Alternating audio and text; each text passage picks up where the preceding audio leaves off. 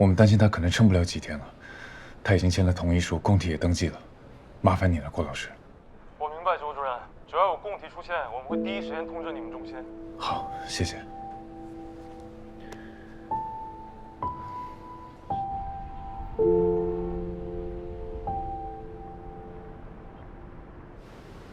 也就是说，如果不上艾克莫，我就撑不下去了。但是上了艾克莫，也不一定有好转，可能都等不到供体就没了。我们要知晓最差的情况，但抱有好的期待。那艾克莫上多久才能看出有没有好转呢？理想状态下，1个星期左右就能看到改善。如果确实有效，2个星期就能明确了。好，那就2个星期。琳拉，咱们事先讲好，超过2个星期，如果还不见好转，就放弃。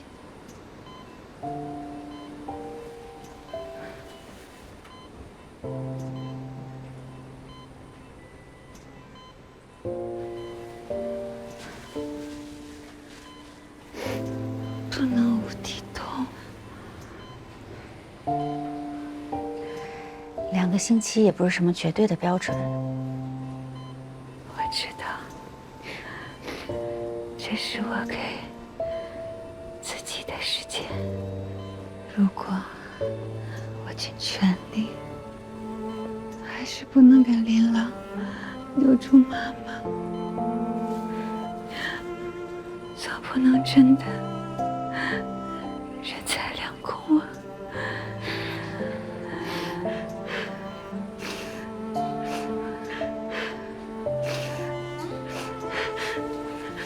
为什么会这样呢？不该是这样的呀！为什么呀？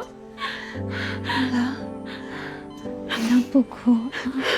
咱们2个事先讲好的，如果妈妈的手术结果不好，你就当我出远门去旅游了。人都有这一天的。 想妈妈的时候，就摸摸肚脐。这是你和妈妈曾经连接的地方。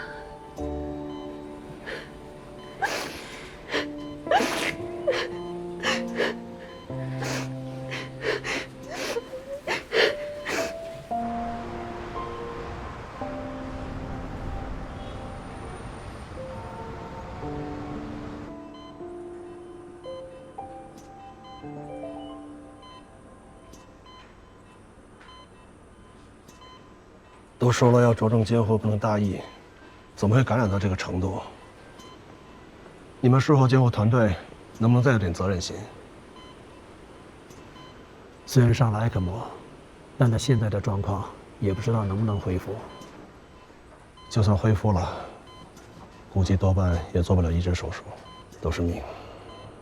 我不同意。如果感染可以被纠正，那就不是移植手术的绝对禁忌。 主任，您要是做不了，我可以做。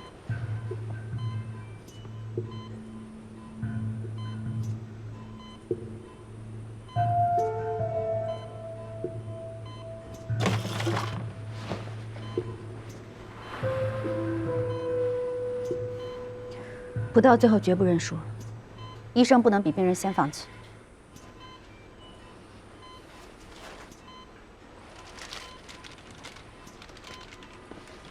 你干什么？哦，这是我给他求的福，保佑他的，希望他能赶紧好起来。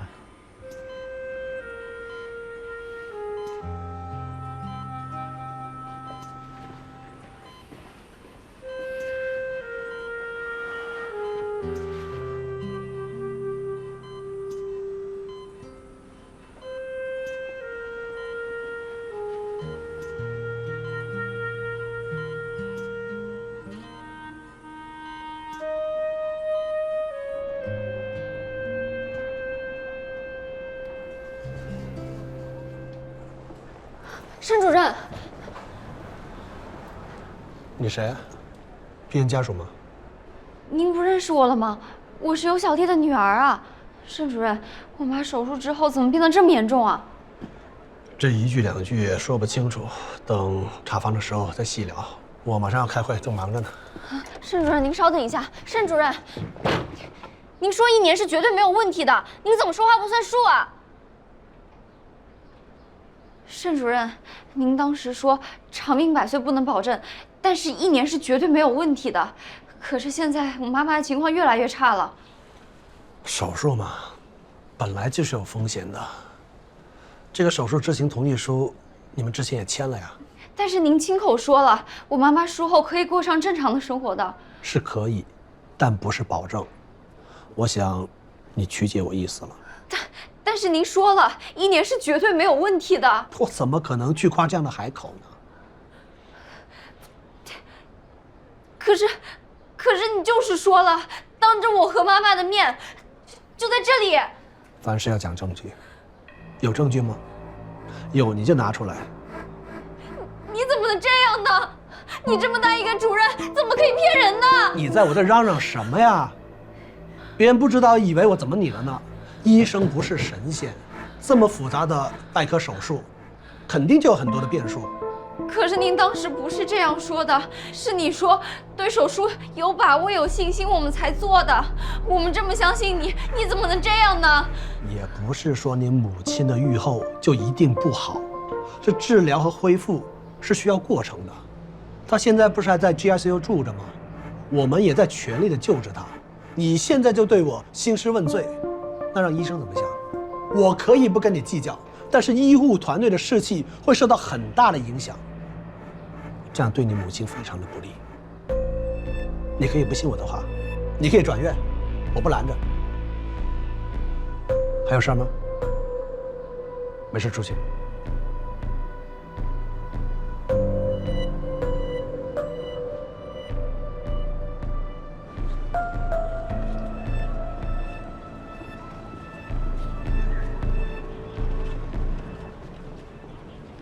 琳琅，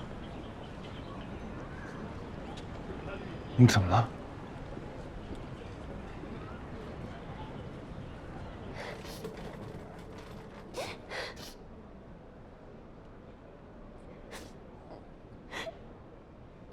盛主任真的信誓旦旦地说，长命百岁不能保证，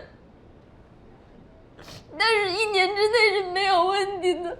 我跟妈妈是同意做手术的。他还说了什么？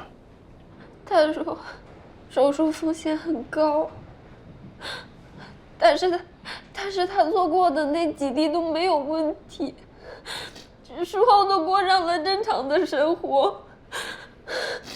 他说这是我们的机会，但是他现在就不承认了，人怎么可以这么坏？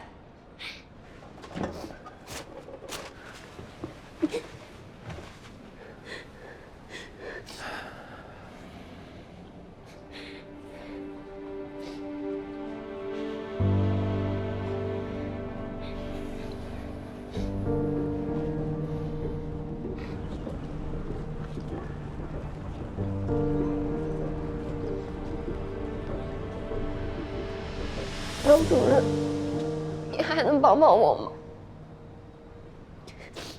吗？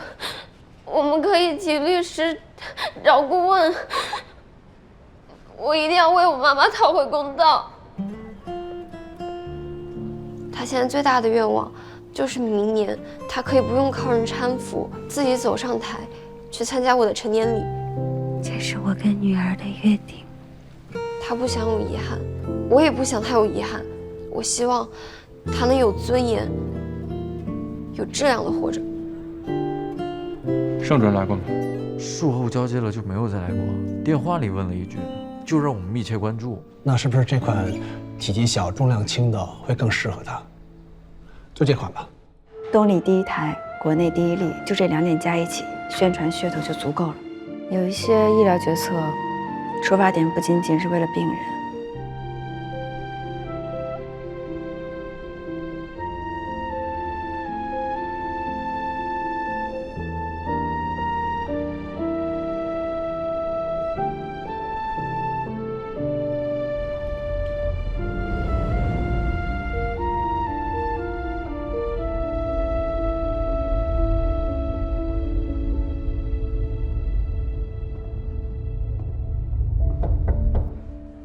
进。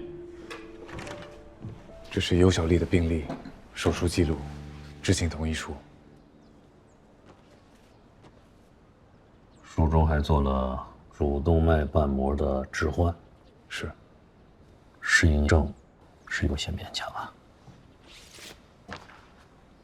这个患者跟家属不是也签了知情同意书吗？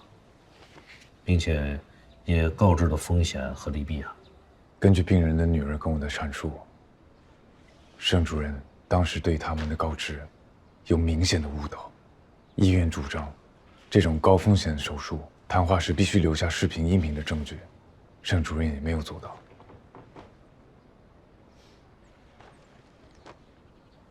啊，这个我会找盛年谈一谈。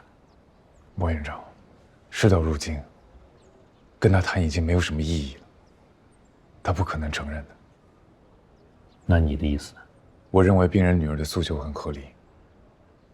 医院应该组织考评鉴定委员会，对尤小丽的病例进行调查。同时，以我对盛主任的了解，过度治疗不是一次两次了。我打算以心内科主任的名义，提请院方举一反三，把所有的历史病例全部进行彻查。你们俩最近是不是有什么矛盾啊？我跟他没有私人恩怨，但我实在看不下去了，不能任由他再这么欺负病人。院长，上次盛主任人工心脏手术的事儿，我记得你有跟我说过。小芳，我是信任你的，你信任我吗？所以这一次，我对您没有丝毫隐瞒。小峰啊，首先呢，我非常感谢你对我的信任，但这次不一样，你这是实名举报，委员会一旦启动了调查机制，不出结果是不能停下来的。如果最后没有发现盛主任有问题，你知道你要付出什么样的代价吗？降职、降级、赔上我职业生涯，我都知道。王院长，我做好准备了。考评鉴定委员会为尤小丽的病例吗？是啊，盛主任，有些情况需要跟你了解一下。现在吗？啊，是，专家和领导们正在会议室里边等着呢。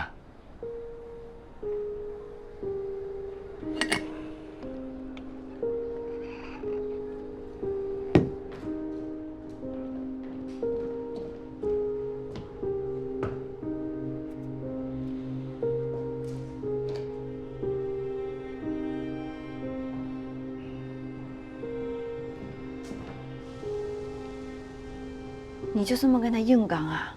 嗯。为什么？为了尤小丽和林朗，为了以前，还有以后的病人。但是大家都知道你和盛年是竞争对手，关系一向不怎么好。虽然是家属提出的，但院内的流程是由你来发起，领导还有同事会怎么想你？一些不明真相的人有可能认为你在公报私仇。你跟盛年好不容易井水不犯河水，没有必要赌上自己。你跟他正面硬刚，还不如想想办法，找点技巧呢。你要换一个，就得在明面上做，要锤他就得坦坦荡荡的锤，这样领导才能明白我的决心。我知道你们俩都觉得我冲动了，但我想清楚了，盛年就是心脏中心的一根毒刺，不拔不行。的确，但如果证据不足，有可能会两败俱伤。是，万一盛年这一次真的过了关，他一定会疯狂反扑的。总得有人去试试。这个事儿你跟林毅说过吗？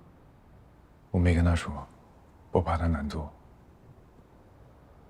他早晚会知道的，包括盛年也是。医院没有秘密。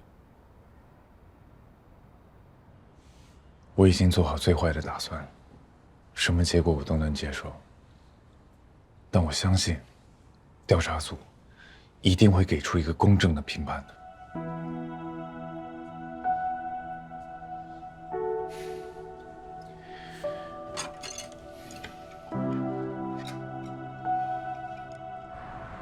首富他们都签了知情同意书的，换办虽然指证略宽了一点儿，但问题不大，不用太担心。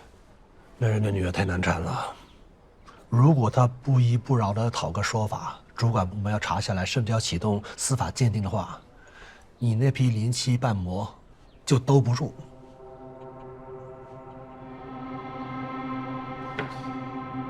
临期瓣膜也是合格产品，又没过期。我就不该心软帮你这个忙，搞到现在这样，什么都要搬到台面上来，光过度治疗这关我们都过不了。原始影像、病历文书都要拿来过堂的。主任，您先消消气，他就一小屁孩，这事儿我来处理，一定不会让他们再来烦您。怎么样了？感染控制住了，已经1个多星期了。他的意思是说，ECMO 到2个星期他就要放弃。接下来就等供体，看他自己造化了。王院长今天上午也来看过他了，病人上了 ECMO 就是紧急状态，他说他也会跟进盯紧的。希望他能有好运。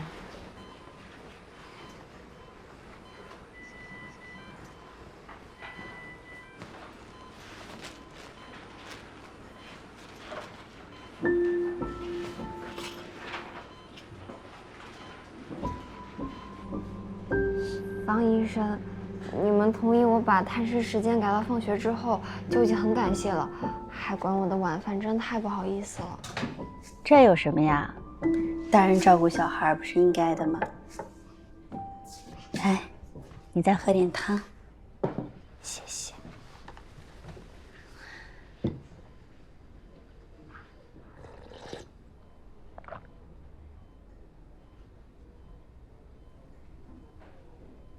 怎么啦？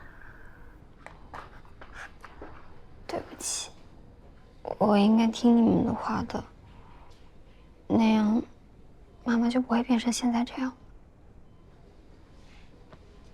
不怪你，我们现在当务之急是要向前看，积极治疗最重要。再吃点。所以方医生，我不管什么2个星期的期限，妈妈留给我的钱是用于必要的生活所需，但是妈妈就是我最必要、最必须的生活所需，我一定不会放弃她的，哪怕是要花光最后1分钱，用尽最后1丝力气，我也会坚持到底。那我们就一起加油，帮她支撑到等到供体来的那一天。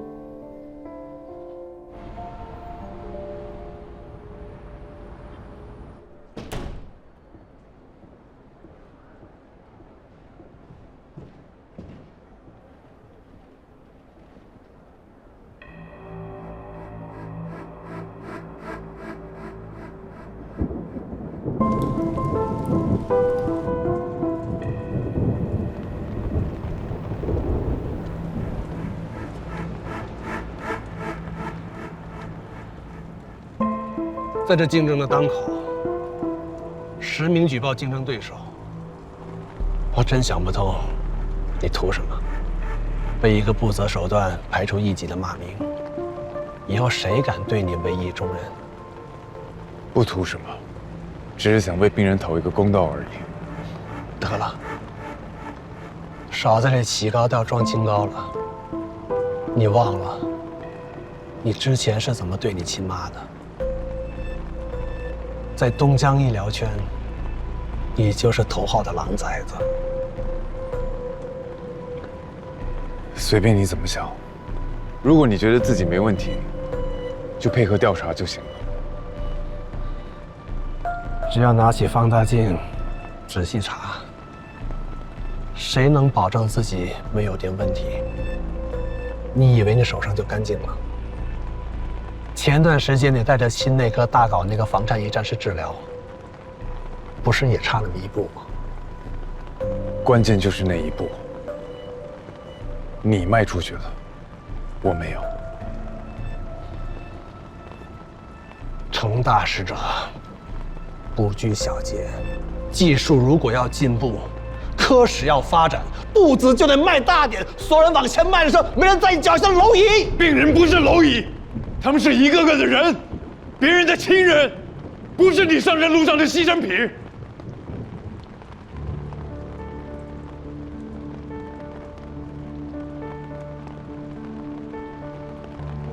真不知道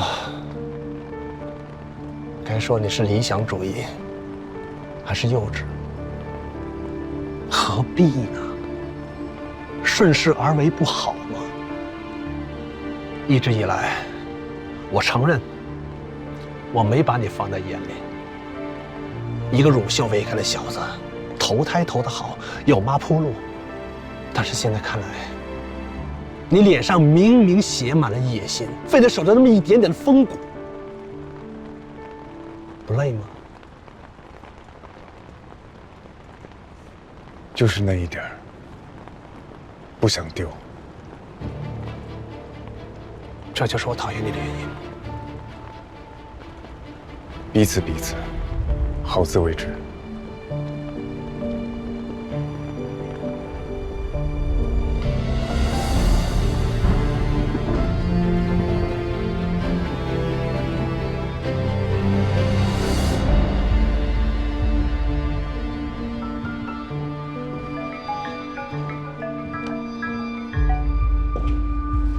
喂，盛年，到我办公室来一趟。好。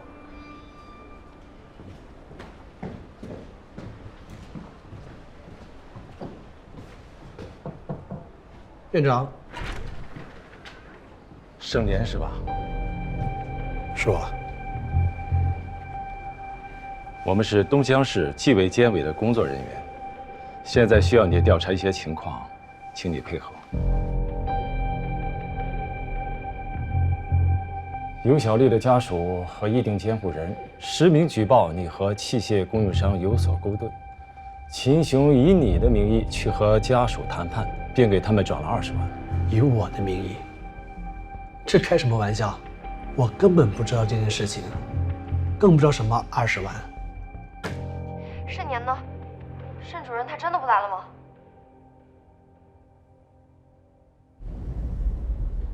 谁来不重要，重要的是我可以帮你。我又不认识你，凭什么相信你啊？你叫盛年出来跟我谈。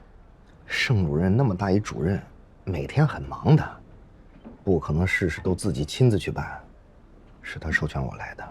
你放心，我们是很有诚意的，当务之急是给你妈妈治疗啊。这20万你拿着，不够的话，日后我们再想别的办法。快收着。我怎么可能给他授权？这个秦雄他不是胡说八道呢吗？来，好好看看。这是尤小丽的手术记录，除了视缺修补，你在手术中还给她置换了主动脉瓣。这是出于什么考虑？你们看这上头写的啊，涉嫌过度治疗。这个手术指征呢，还能掰扯掰扯，但是真的跟上面写的一样，如果说是跟供应商之间存在着利益关系，那就麻烦了。这事儿不像是盛主任的作风呀，他干嘛要找一个器械商出面去解决这个事儿，而且还让人抓住了把柄？我听说啊，当时家属还录了音。那现在什么情况？盛主任还在接受调查。如果说12个小时，最多24个小时之内能回来，那估摸着呢，就算是过关了。要是还回不来，那估计悬。盛主任通知查房，已经在护士台边等了。谁？盛主任。哎，豆，哎，谢哥。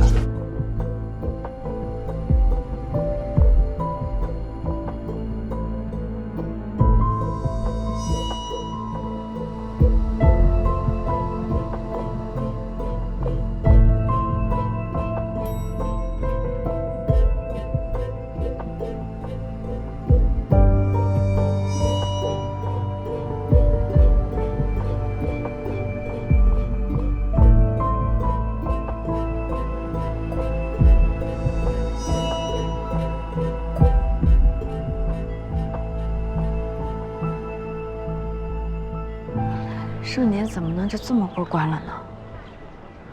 如果纪委经纬都查不出什么结果，那就说明证据不够充足。估计院内的考评鉴定委员会也不会有什么水花。老钱也被带走了，到现在还没有送回来。庆雄的情况，想来是比盛年复杂吧。不过我还是相信琳琅说的是真的，只是没有证据，很难定性。可是如果是这样的话，多米诺骨牌的第一块是你推倒的。盛年真的就这么过关了，以后你在医院就很难了。该怎么面对怎么面对吧。你呢？庆雄出事，这整个大局估计都要重新洗牌了吧？秦总还没回来？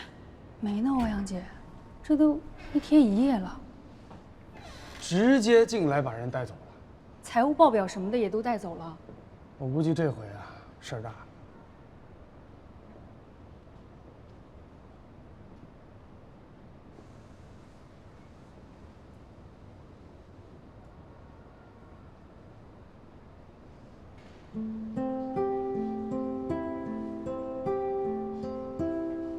着急回家吗？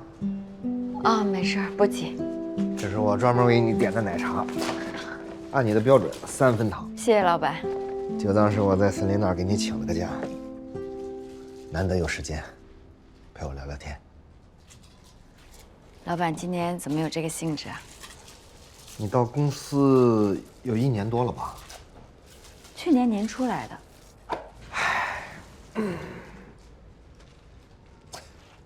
你刚来的时候啊，我是真没想到1年就做成了销冠。要是其他的销售代表都是你这样的人才，那公司肯定不是现在这样的光景。看您说的，我们公司现在不是挺好的吗？我其实当初就想，不管是做医生还是做销售，都是靠技术和服务来赚钱的嘛，完全可以赚体面钱。赚体面钱，做我们这行的想一直保持体面，不容易啊。大环境下，要是我真的身不由己。哎，我就不信这个邪，我管不了别人，但我能约束我自己呀。我就走我自己的路，可能确实难走了一些，但最起码晚上睡觉能睡得着。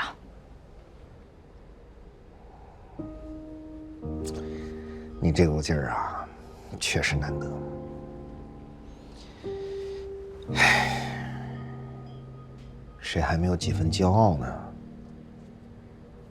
我入行30年，一开始的时候在厂家干，医药器械代表是一个非常体面的职业。每次到医院开会，科主任都是在楼下迎接呀，因为我们代表的是先进的专业技术，很受人尊敬。什么时候改变的呢？你说的没错，环境不是借口，关键在于自己呀。喝奶茶。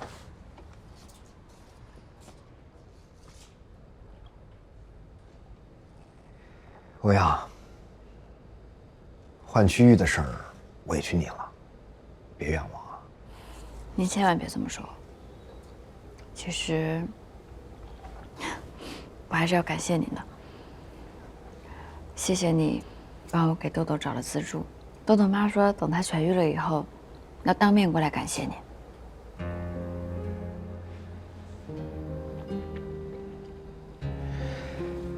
孩子平安就行，那也算是我做了件好事啊。不早了，你回去吧。哦，这盆发财树啊，回头送给你了。那我可不敢，这可是你的发财树。回吧。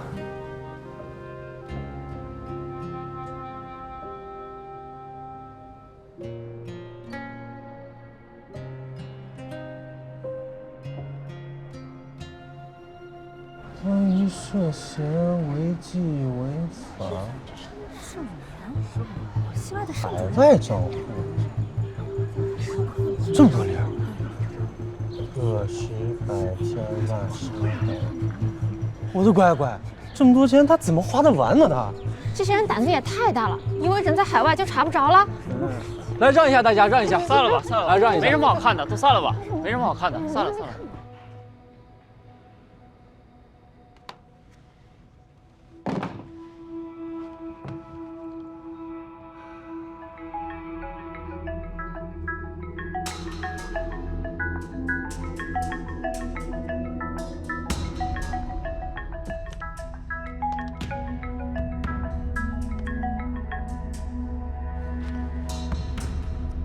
喂，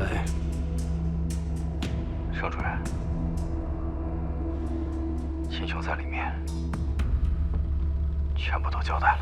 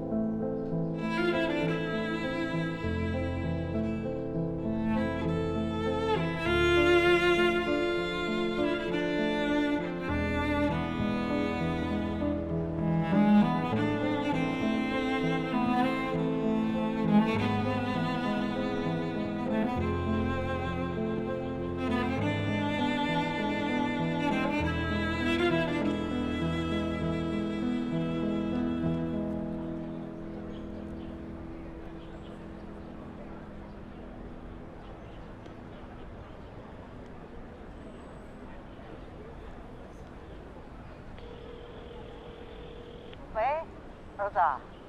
哎，妈，吃早饭了吗？吃了。爸呢？买菜去了。你那边怎么那么吵？在外头吗？我在公园这儿锻炼呢。这2天倒春寒，锻炼完赶紧回去，别感冒了。让我锻炼的也是你，叫我回去的也是你。怎么这一大早就来电话了？有什么事儿啊？忙的时候不打电话你就念叨，现在打电话回去你也念叨。还是多打好。你今天不忙吧？晚上回来吃饭吧。我烧个带鱼，再炖个排骨。你买的排骨还没吃完呢，你爸一直说等你回来吃。行了，去锻炼吧，好好休息，注意身体。哎，那你回不回来吃啊？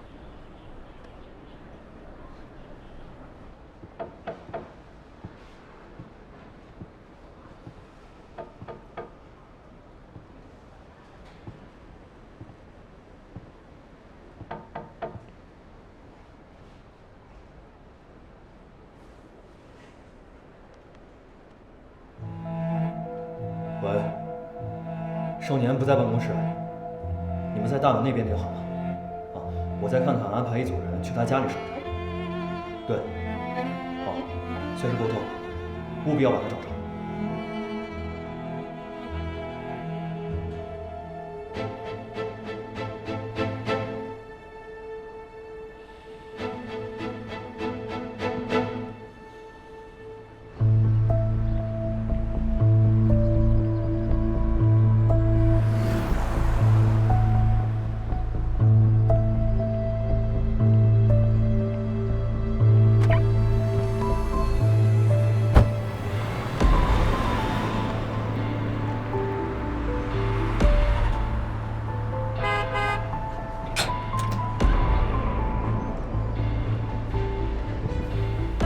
盛主任，不好意思啊，我们这个门平时只进不出，要不您走正门。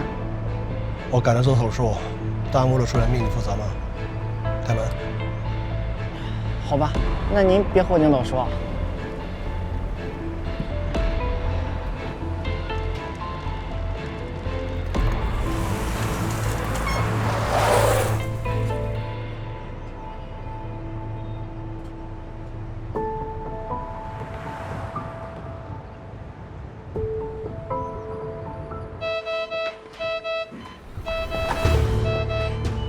气道压力升高，潮气量下降，血氧只有80。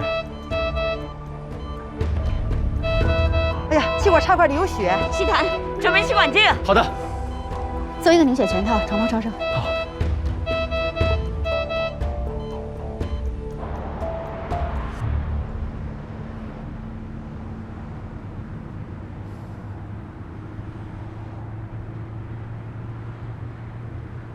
你之前跟我说，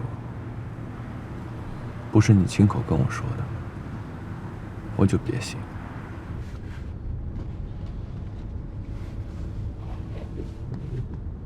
这个是真的吗？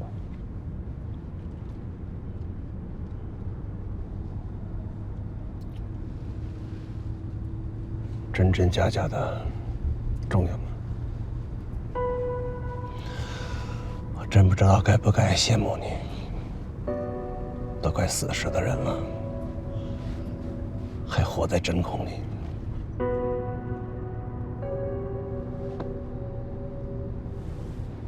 幻灭吗？如果这世界只用真假对错来衡量，那就太简单了。一点都不复杂。金钱、权力这些跟做医生有什么关系？我16岁考大学，选的医学院，本硕博读完，又到国外进站，拿了博后，也算是天之骄子，年少得志。这一路走得顺风顺水。你既然那么优秀，就更应该做一个优秀的医生。为什么选择这条道路？一开始每个人都有理想，有激情。他有些先越过去，就一步错，步步错，回不了头。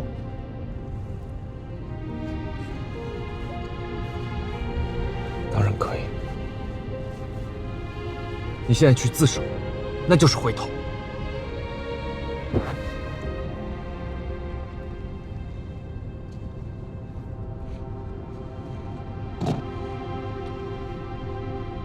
然后，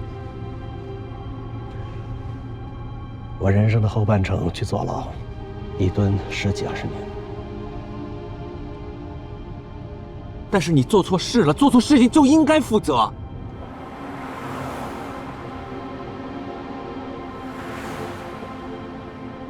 我知道。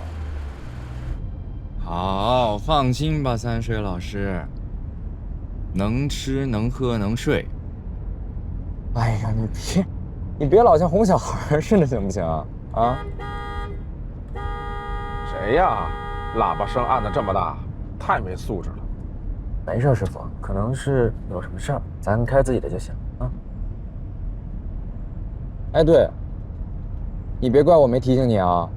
我们这周可是约好了去看漫展的，你可不许讹我啊，不然饶不了你。这么快？这是赶着要去？嘿！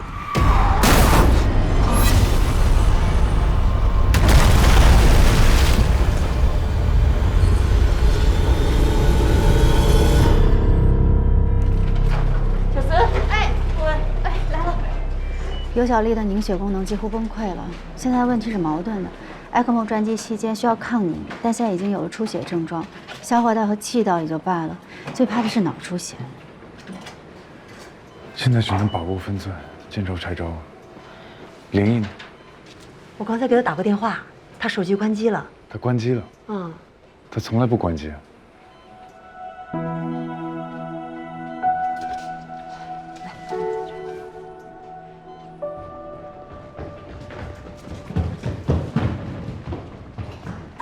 陆主任，这是怎么了？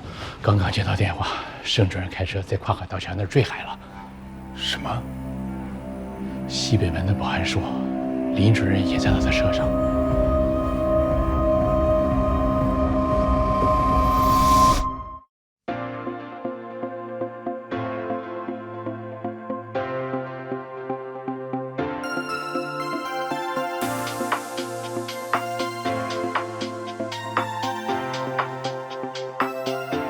多少次抉择，不过是在兑现一场梦。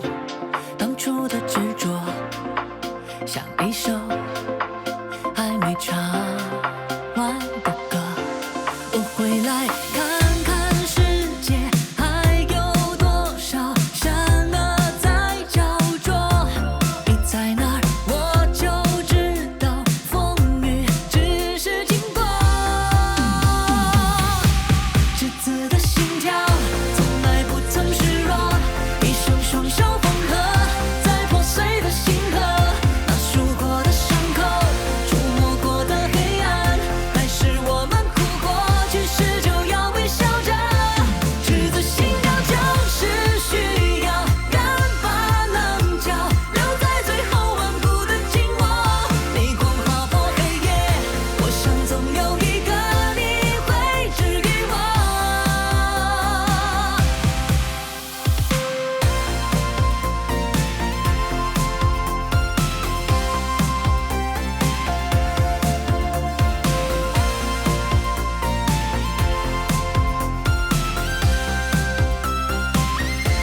最怕的不是路太远，是忘了为何活。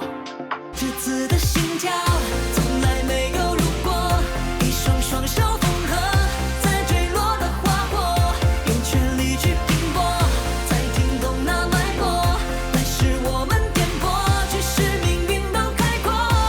栀子心跳就是需要人把拥抱留到最后，也不染尘垢。世界再多路口，我想总有一个你会并肩走。新的故事要说。